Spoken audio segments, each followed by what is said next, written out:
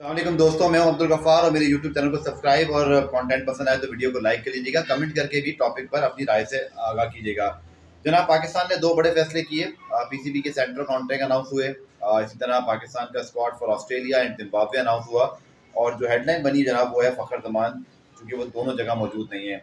यूँ तो इमाम उल हक भी नहीं है, शादाब खान भी नहीं है, इफ्तिखार अहमद भी नहीं है, इसी तरह उसामा मीर भी नहीं है, लेकिन फ़खर जमान एक ऐसा प्लेयर जिसके आखिरी 3 वनडे इंटरनेशनल मैचेस उठा लें तो उसका एक वो 100 मौजूद है अगेंस्ट न्यूजीलैंड, जिसने पाकिस्तान को वर्ल्ड कप में एक आउटसाइड चांस दिया था। पाकिस्तान ने एक बड़ी कामयाबी हासिल की थी।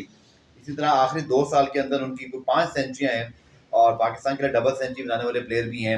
45 रन का एवरेज है, 90 का स्ट्राइक रेट है और पूरी दुनिया मानती है कि जो इम्पैक्ट प्लेयर है पाकिस्तान के पास, जो किसी वक्त भी किसी मैच में किसी अपोजिशन के साथ किसी ग्राउंड पर किसी बॉलिंग अटैक को तहस नहस कर सकता है, वो सिर्फ फ़खर जमान है। इसके अलावा हमारे पास कोई ऐसा प्लेयर नहीं है।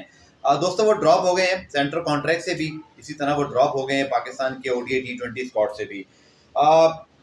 दो बातें हैं, आप ज़रूर पाकिस्तान क्रिकेट बोर्ड की जाने से भी यही बात सामने आएगी और ज़राए भी बताते हैं कि जो चारों मेन प्लेयर ड्रॉप हुए हैं। देखिए, सरफराज का मामला अलग है क्योंकि वो तो मुझे लगता है सिलेक्शन कमेटी के प्लान्स में नहीं है, तो शायद अब वो सेंट्रल कॉन्ट्रैक्ट में भी नहीं है और शायद वो अब आगे चल के हमें कहीं नजर भी ना आए।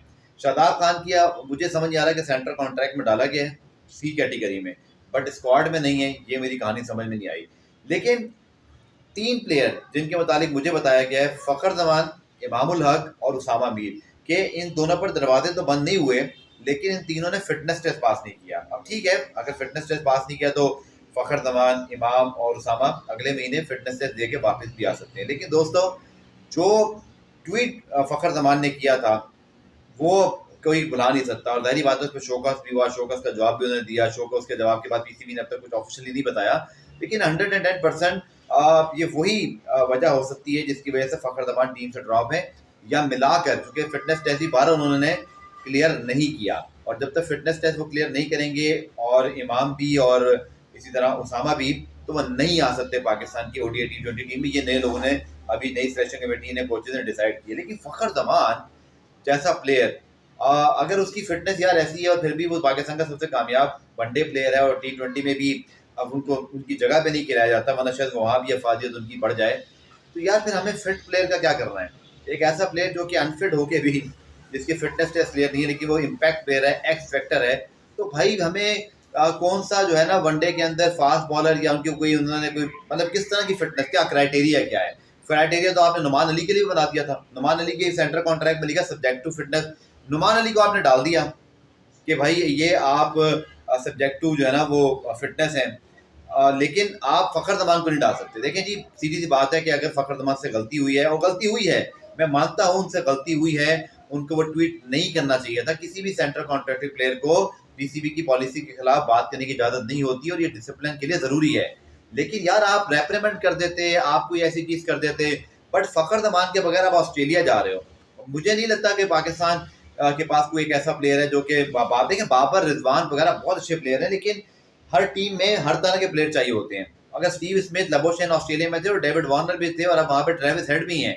हमारे पास कौन है ट्रेविस हेड? हमारे पास कौन रोहित शर्मा की तरह खेल सकता है? हमारे पास कौन जो है वो इसी तरह डेवन कॉनवे की तरह खेल सकता है? यार हमारे पास पहले ही जो चैंपियंस ट्रॉफी आपकी सर पे खड़ी है, ये बहुत बहुत ही हैरान कुन फैसला है कि चैंपियंस ट्रॉफी आपकी सर पर खड़ी है और आपने एक ट्वीट की वजह से बाबर आजम के हक में जो उन्होंने ट्वीट किया, देखिए मैं अगेन कह रहा हूँ वो ठीक नहीं था ट्वीट, लेकिन फ़खर जमान को आप या तो कह दें जी हमने डिसिप्लिन की खिलाफ वर्जी की, ओपनली लिखे, प्रेस रिलीज में भी लिखे, वहाँ तो कुछ नहीं है, प्रेस कॉन्फ्रेंस होगी उसमें शायद बता दें मोहसिन नकवी, आकिब जावेद। लेकिन यार आप यहाँ पे आपको मामला को संभाल लेना चाहिए था। जैसे गिलेस्पी पूरा का पूरा इंटरव्यू दे देंगे स्काई स्पोर्ट्स पे जाके, पाकिस्तान क्रिकेट बोर्ड के खिलाफ बातें करेंगे, उनके खिलाफ तो कोई एक्शन नहीं हुआ।